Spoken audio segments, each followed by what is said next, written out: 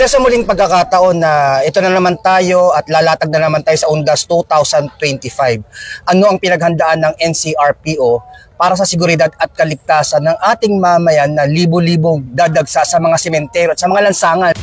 Alam naman natin na tuwing Undas ang ating mga kababayan ay umuwi sa kanilang mga, of course, mga probinsya at para magbigay respeto sa kanilang mga namayabang mahal sa buhay. On the part of the PNP, magkakaroon tayo ng maximum deployment ng ating mga personnel sa mga sementeryo dito sa Metro Manila. Hindi lang po mga sementeryo, kasali rin po dito yung mga simbahan, mga pangunahing lansangan at saka yung mga bus terminals doon sa seaport at saka sa airport. And anticipating of this influx of people from all walks of life ay nagbigay tayo ng direktiba na during those days, especially beginning October 29 ay magkakaroon po tayo ng heightened alert status. Nang sa ganon, lahat ng mga kapulisan po natin ay ma-account natin for maximum deployment. Sa ating mga kapulisan, of course, parte ng trabaho natin ito na magbigay ng seguridad sa ating mga kababayan.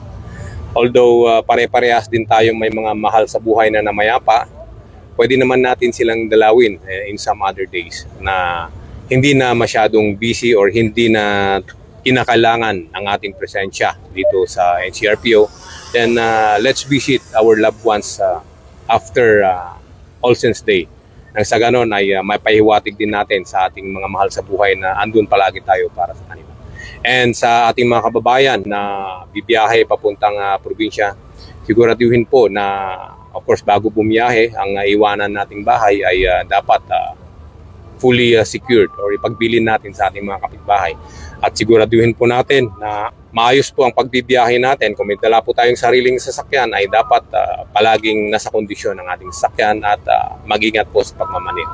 Ngayon kung magbibiyahe tayo sa public transport, wag na po tayong magdala ng maraming bagahe at wag na po tayong magdala ng mga pinagbabawal na mga gamit. Nang sa ganon ay hindi po tayo maabala.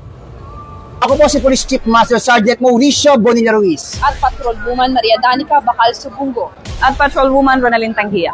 At Patrol Woman Evelyn Tilumatis. Alagad ng batas, tagataguyod ng balitang pulis.